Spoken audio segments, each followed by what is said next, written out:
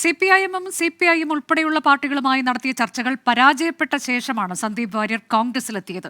BJP നേതൃത്വവുമായി തെറ്റുനിന്ന സന്ദീപ് വാര്യരുമായി ആശയവിനിമയം നടത്തിയ സിപിഐഎം സന്ദീപിന്റെ പശ്ചാത്തലം പരിശോധിച്ച ശേഷം പിന്മാറി.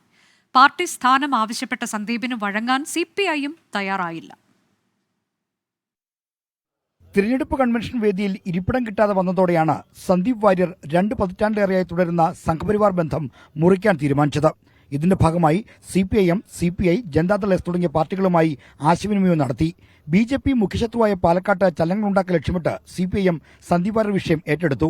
സന്ദീപ് വാര്യരെ പാർട്ടിയിലേക്ക് എത്തിക്കാൻ ശ്രമിച്ച് ആശയവിനിമയം നടത്തി. എന്നാൽ സന്ദീപ് വാര്യരുടെ തീവ്രവർഗീയ പ്രതികരണങ്ങളുടെ പശ്ചാത്തലം ചൂണ്ടിക്കാട്ടിയ നേതാക്കളിൽ ഒരു വിഭാഗം എതിർപ്പ് പ്രകടിപ്പിച്ചതോടെ സിപിഐഎം പിന്മാറുകയായിരുന്നു. വളരെ കൃത്യമായ ചില പരിശോധനകളും ചില ആലോചനകളും നടത്തിയിട്ടുണ്ടാകാം എന്ന് നിങ്ങൾ കരുതിക്കോളൂ.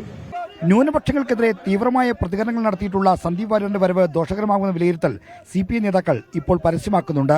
വർഗീയതയുടെ ഒരു കാളിയനെ കഴുത്തിൽ അണിയാൻ അതൊരു അലങ്കാരമായി കൊണ്ടു നടക്കാൻ കോൺഗ്രസിന് മാത്രമേ പറ്റൂ. അത് കോൺഗ്രസ് തന്നെയാണ് അത് അലങ്കാരമായിട്ട് കൊണ്ടു നടക്കേണ്ടത്. സന്ദീപ് വാര്യർ കോൺഗ്രസിൽ ചേർന്നത് പാലക്കാട് ചലനമുണ്ടാക്കില്ലെന്നാണ് സിപിഐഎമ്മിന്റെ വിലയിരുത്തൽ. UDF തോറ്റു തിന്നമാടാൻ പോകല്ലേ ഈ പാലക്കാട്. ഇനി അതിന്റെ അകത്ത് എന്ത് ഗുണമുണ്ടാക്കാനാണ്? സന്ദീപ് അല്ല ഇനി ആര് വന്നാലും ഈ പാലക്കാട് കോൺഗ്രസ് ജയിക്കും. പാർട്ടിയിൽ ചേരുന്നതിന് സ്ഥാനം ചോദിച്ചതാണ് സിപിഐയിലേക്കുള്ള വരവിന് സന്ദീപ് വാര്യർക്ക് തടസ്സമായത്. ചേർന്നാലുടൻ പാർട്ടി പദവികൾ നൽകുന്ന രീതി കമ്മ്യൂണിസ്റ്റ് പാർട്ടികളില്ല. ഇടതു പാർട്ടികളുമായുള്ള ചർച്ച വഴിമുട്ടിയതോടെയാണ് ചാനൽ ചർച്ചയിൽ പങ്കെടുക്കുന്ന നേതാവ് വഴി സന്ദീപ് വാര്യർ കോൺഗ്രസിൽ എത്തിയത്. 24 പാലക്കാട്.